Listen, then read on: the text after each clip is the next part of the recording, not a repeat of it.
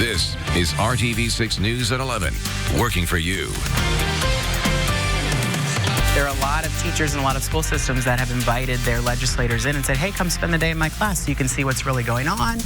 Teachers across Indiana are getting ready to go red for Ed, a movement impacting families across the state. Good evening, I'm Amanda Starantino. And I'm Mark Mullins. Thousands of teachers and their supporters are gearing up for a rally at the State House on November 19th. They are demanding changes in state law to allow them to focus on teaching our students. RTV6's Cornelius Hawker shows you what educators are asking for and what could happen if they don't get it. Meetings just like this are happening across the state of Indiana.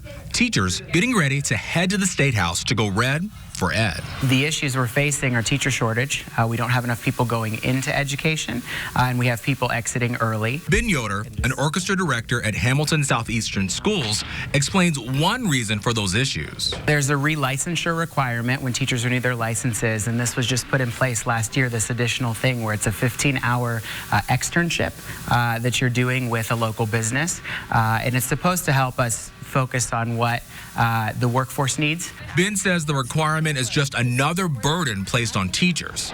That's why the Indiana State Teachers Association is asking lawmakers to get rid of it, along with several other changes. We want to make sure that legislators know that their support in terms of funding teacher salaries, so that we can retain and attract good teachers here and not let them go away to other states where they can make more money. We want to make sure that they understand that testing and teaching to the test is hampering learning. So many teachers have called in for November 19th. School districts across the state are canceling classes. Some of them, like IPS, are making it a professional development day in full support of what the teachers are doing. And although this is not a strike or a teacher walkout, Ben says they hope lawmakers take what they're asking for seriously. We are not interested in wreaking havoc on this state by any means, but we are interested in making sure that our legislators and our communities know how important our schools are and our kids are. And so that's what we're trying to do. So there would be further action if these things are not dealt with. Working for you, I'm Cornelius Hawker for RTV6. The Red for Ed movement began in early 2018 with teacher strikes across the country. We saw educators wearing red at the State House during this year's legislative session, calling for more funding in the state budget. Lawmakers wound up approving a 2.5% increase each year for the next 2 years. The Indiana State Teachers Association warned they would continue to push for more. The IPS announcement about canceling classes for the Red for Ed rally came just hours before the district hosted a public meeting. We asked parents and community members for their opinion on this issue. The district is, or at least from my vantage point, I appreciate the fact that the district is trying to find ways to make sure that our educators are gaining additional compensation, additional supports. It is sorely needed. It is certainly justified. I'm fully in support of it. I think teachers should be paid more, and I wish them all the best. Tonight's forum at Arlington Middle School is one of several IPS town halls scheduled this month. The district is encouraging parents and members of the community to engage in the meetings to learn more about the district's strategic improvement plan. The next meeting is at 6:30 tomorrow evening at Shortridge High School. And this weekend, Indianapolis Public Schools will host its annual Showcase of Schools for Families. The event is a one-stop shop for parents and students to learn about different schools in the district and the activities and programs they offer. It goes from 1 to 5 Sunday afternoon at Bankers Life Fieldhouse. IPS staff and community partners will lead short informational sessions. There will also be performances, live music, raffles, giveaways, and free food. Now in the Storm Team 6 Tracking Center with Chief Meteorologist Kevin Gregory. Kevin, we're seeing a few showers out there, at least outside of our studio. Beginning of big changes, because I think tomorrow night when we're standing here, we'll be dry, but in the 20s, headed maybe into the teens in some spots by the time we get to Friday morning. Let's talk about the evening that we've had. Very light rain showers, visibility down a little bit in some light rain, fog, and mist. Temperatures, they're locked in the 40s for now. We'll see the change in temperature start tomorrow when we flip the wind direction. Falling temperatures through the day tomorrow, enough that the cold air catches some of this moisture as it's leaving, mixing in some snow showers. A north wind tomorrow, 10 to 20 miles per hour. Here are the hit and miss showers. Outside of that steady light rain, we do have some drizzle or mist. There's the colder air sitting to our north, but it is sliding our way. That will send our temperatures falling tomorrow. In the morning, rain showers, especially central southern Indiana. Then the colder air starts to mix in some snow shower activity. Not expecting any big deal there. Temperatures stay in the 30s through the day tomorrow. They don't really go anywhere. The big changes for Friday and the weekend, and why I'm focusing on next week already, coming up. AT&T service has been restored to the Martindale-Brightwood neighborhood 1 day after they asked RTV6 for help. We told you yesterday homes and businesses had been without cable, internet, and phone service for 11 days. A deacon at a church that was impacted said he and others called several times a day, every day, to try and get the problem fixed. That resolution came today after RTV6 reached out to AT&T on behalf of frustrated customers. The company released a statement to us saying in part, quote, "We apologize for the inconvenience and work to get customers back up and running as quickly as possible," end quote. Now, if you have a problem and need help getting results, you can contact us at workingforyou@rtv6.com. A Johnson County family is making a desperate plea after they say someone left the county shelter with their dog. They let them leave without any information, and they let them leave with my dog. April Isham's dog Hadley has been missing from Whiteland since Saturday. She says someone picked up the 9-year-old Victorian bulldog somewhere along Whiteland Road and took her to the animal shelter. But the shelter says she was not left there. The people who took Hadley have the family's contact information now, but she still has not been returned. We just want our dog back. I'm sorry. But we have 5 kiddos, and they're all attached to her. I'm attached to her. I've not been able to sleep at night. And the kids, every time they see me when they get done with school, is Hadley home yet? And she's not. The Johnson County attorney says the shelter does not require finders to leave animals at the shelter when they take responsibility for contacting the owner. They also do not force finders to leave their personal information. The attorney says there has not been any issues with this policy before, and the shelter staff had no reason to believe Hadley would not be returned home. The Marion County Coroner's Office says it's working to improve issues found during a review by city auditors. The review covered a period from 2016 to 2018 and found problems with employee cell phone use, record keeping of unclaimed property, and inventory control. The report includes a 2016 incident when the Coroner's Office ran out of body bags. Employees used their own money to buy bags and were reimbursed. RTV6 talked to the chief deputy coroner who defended her office, saying they are short-staffed and underfunded. The coroner's office plans to address the issues and provide an update for the city-county council in January. Columbus police are asking for your help to identify these bank robbery suspects you see here. Detectives say 2 men robbed the German-American Bank on West Jonathan Moore Pike near State Road 46 around 12:30 this afternoon. No employees were hurt. Anyone with information is asked to call Columbus police. That number is 812-376-2600. 2 robbers are on the run after a cashier turned the tables on them in Carmel. Investigators say the suspects held the cashier at gunpoint around 3 o'clock this morning at the Village Pantry on College Avenue near 96th Street. Police say the cashier shot at the suspects, but they got away with money and merchandise. We can tell you the cashier was not hurt. Tonight, we are hearing from 3 newly elected city-county council members who are a part of history. Allie Brown, Keith Potts, and Ethan Evans are all part of the LGBTQ community. It's just wonderful. It's amazing. I'm honored. I really am honored that people put their faith in me, and they didn't let people pulling me apart because of my identity stop them from voting. I'm very, very proud to be a member of the largest class of LGBTQ counselors. This is an historic moment for the city, as 4 members of the city council are LGBTQ, and it does demonstrate how Indianapolis is such a welcoming city. Zach Adamson was the only LGBTQ member of the City County Council. He also won last night his second successful re-election bid. Good news for Red Line riders. Free fares on the route are being extended through November 30th. Indigo's board of directors authorized the extension because of delays related to the new fare system's ticket machines and mobile app. Free Red Line rides were supposed to end on Sunday. Call 6 Investigates learned the company behind the fare system will be responsible for refunding Indigo for the lost money. That amount may be in the 6 figures.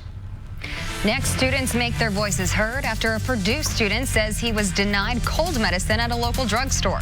Plus, we really want to let people know that the Y is here for everybody. What makes working at the YMCA so special? Well, a proud employee shares the answer ahead in Hiring Hoosiers. You're watching RTV6 News at 11. For the holidays, Wickerworks of Brownsburg. This is RTV6 News at 11, working for you. Demonstrators gathered outside a CVS in West Lafayette that refused to sell cold medicine to a Purdue student.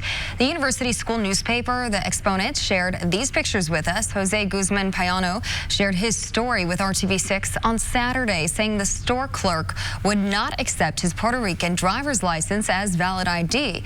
Payano says the clerk demanded a U.S.-issued ID, even though Puerto Rico is part of the United States. Students at this evening's protest held signs supporting Payano and calling on Purdue to speak out on the issue. CBS told RTV6 it's investigating this issue. You can read the full story on the RTV6 app. Open-door hearings will start next week in the impeachment inquiry into President Trump. ABC's Serena Marshall reports the announcement comes as another transcript has been made public.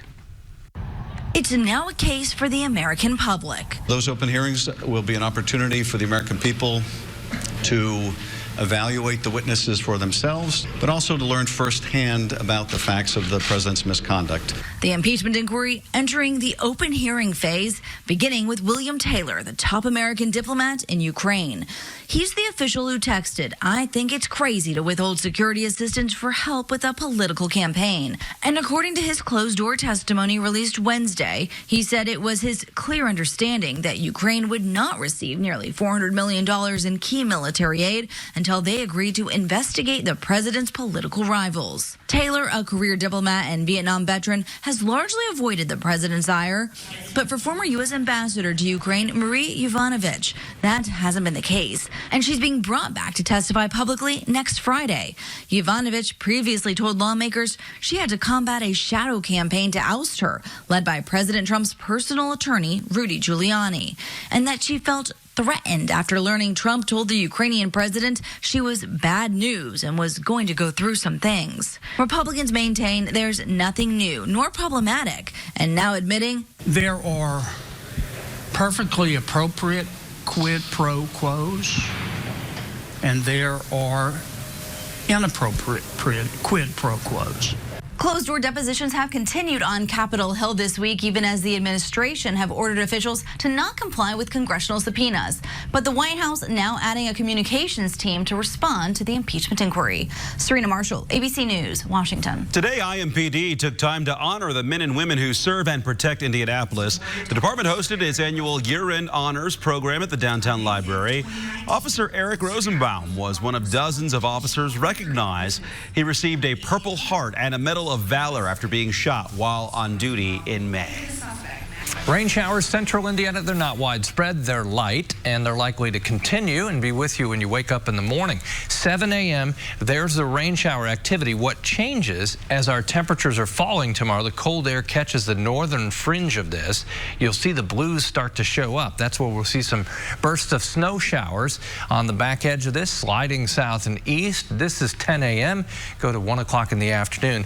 Precip moving out of the state, and then the clearing line follows not too long after that, so I'd say by evening we're starting to clear out. Another change tomorrow, it's a cold wind, 10 to 20 miles per hour out of the north. That won't allow our temperatures to warm up. We'll see temperatures steady or falling, especially in the afternoon. Temperatures by the evening hours will drop to around 30, and this time tomorrow night should be mid-20s. There's your early day wintry mix. Friday temperatures with a mixture of clouds and sunshine. We're dry and we're quite cool. Should be at 54. 44, but temperatures will be in the 30s.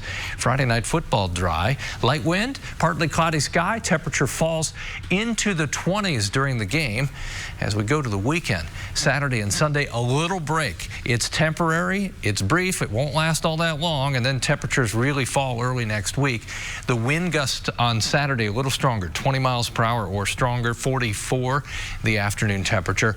On Sunday, we'll make it to 51. Clouds will begin to increase. Then early next week, the big story, Canadian high pressure will be on the cold side of that. Much of the eastern two-thirds of the country will have temperatures drop way below average for this time of year, about 25 degrees below in Indianapolis. It's going to feel more like January. Near record low temperatures on the way. Here are the high temperatures Monday, Tuesday, and Wednesday. Monday, keep in mind, that's your morning temperature. It will fall through the day, only in the 20s on the Tuesday, and lucky to hit 30 on Wednesday. There are the morning low temperatures, the two that obviously grab your attention right there, Tuesday and Wednesday in the teens. 7-day forecast. We've got our wintry mix first half of tomorrow. Then we're dry Friday, Saturday, Sunday. Sunday's high 51. Enjoy that. We won't be that warm again, perhaps for weeks. On Monday, temperatures are falling. Chance of some snow as we transition with that next blast of cold air and into the teens Tuesday and Wednesday. Enjoy the 51. Yes. Mama Star, my mother is coming from her sunny Los Angeles home, so this is going to be a rude awakening for her. She may be turning right around. We think she's coming. She hasn't backed just yet. Right. She's watching right now. Hey, Dave. Oh, guys, hey, has it really been 20 years? November 6th, 1999, opening night at the Fieldhouse, honoring the 50 greatest in Indiana. Oscar Robertson, Larry Bird, John Wooden, Reggie Miller, and more. Pacers beat the Celtics that night, 115-108. Highlights of tonight's game coming up. Hey, good evening. It's on to Week 10 of the NFL season Sunday. The good guys host the Dolphins, one of the worst teams in the league. They are awful. That's why the Colts are favored by nearly 11 points heading into this thing. Colts quarterback Jacoby Brissett will play if he can. Last Sunday, he suffered that sprained MCL in his left knee. Today, he was gingerly getting around on it. Full brace, helping stabilize it. Officially listed as limited during practice. You know, Jacoby's old school now. I mean, he's old school. I mean, you guys know, you saw the year he played, and he took a beating, and he played every stinking snap. So this guy is as tough as they come. But we got to do the right thing for him and for our team, and we'll just see how it plays out.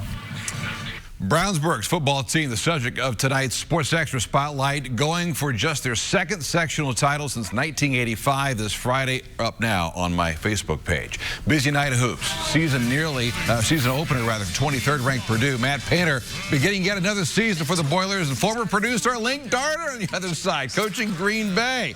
Purdue, quick out of the gate. Matt Harms, someone's been working on the three ball. Harms had 16 tonight. Purdue wins 79-57. Jihad Proctor, the transfer from High Point, game high 26. A couple of city schools in town. Butler hosting IUPUI. Hinkle Fieldhouse once again coming to life. Sean McDermott on fire. Butler up 12 in the first. McDermott had a game high 26.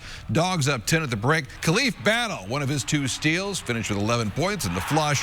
Marcus Burke led the Jags with 17. Butler wins, though, 80-47. And back to the Fieldhouse. Doesn't seem like it's been 20 years. Pacers hosting the Wizards. And the chemistry clearly developing with this team. Look at the ball movement. Doug McDermott, 3 of his 19. Victor Oladipo enjoying it on the sidelines. T.J. Warren, he had a team high 21. Good guys win there, 121-106. They host the Pistons Friday night. 20 years ago, opening night, it was massive. Oh, I believe it. So much fun. And quite the party. And look, think about this. MSA, RCA Dome, they tore that down after 25 years. Bankers Life Fieldhouse still looks pristine 20 years later. It sure does. Yeah. Glad to call it home for them, right? Absolutely. Thanks, Dave.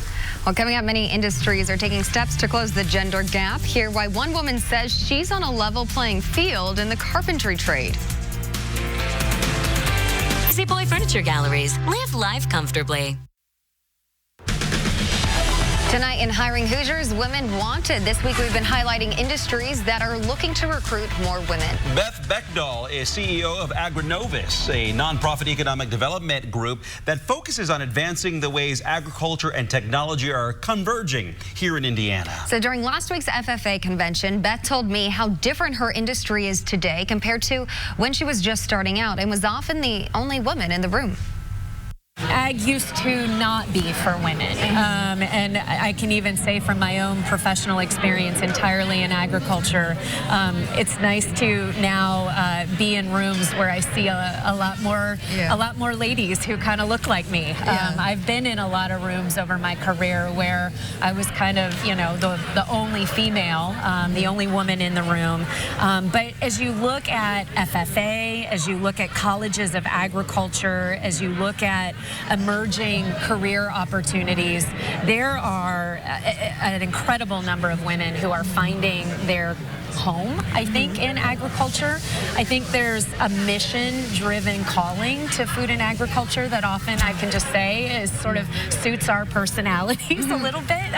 Not that the guys don't care about things, but there is a it's just different. There's a very mission-driven, I want to make a difference, I want to be a part of something really powerful that I think right now speaks to women.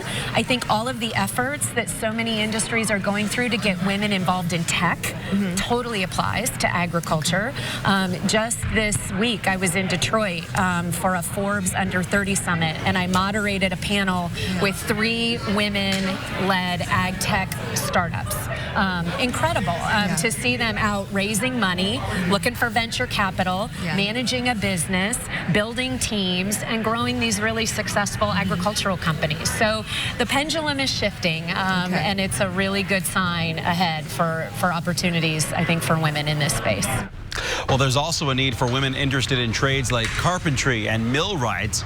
Men have dominated those industries for decades. Groups like the Indiana Regional Council for Carpenters are looking for anyone with an interest in training. Lacey Cherry Johnson is an artist who turned to carpentry work to help pay the bills. She talked to Hiring Hoosiers about some of the benefits of the trade.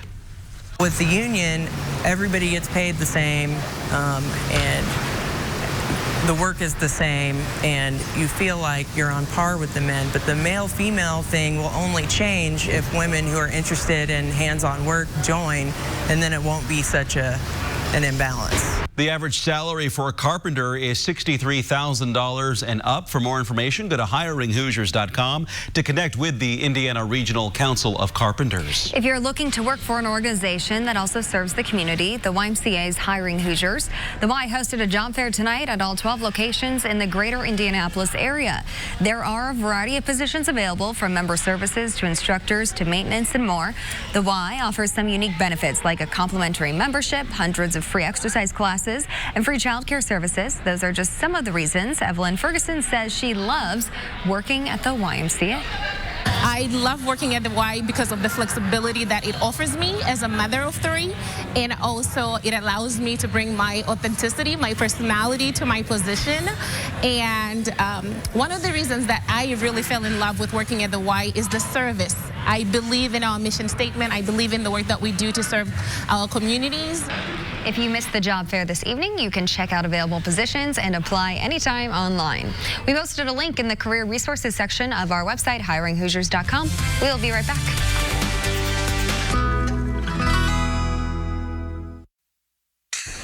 If you are looking past Thanksgiving and are ready for Christmas, the holiday event kicked off at the State Fairgrounds today. The Christmas Gift and Hobby Show goes through Sunday. You can check out hundreds of exhibitors, including many local companies. The show also includes a holiday entertainment stage where school choir, singers, dancers, and more perform. Lots of red carpet there, a little bit of green on the radar. These are all light showers rolling through central Indiana, may mix with some snow tomorrow. So quite cool tomorrow and Friday. Then we build the temperature back up. Look what happens Sunday into Monday. That is quite the slide. Yeah, it is. How do you deliver this in such a positive manner? With a smile. Right. Yeah. I let you decide whether it's going to ruin your day or not. That's Kevin Gregory. Good night. His cell phone number is 317.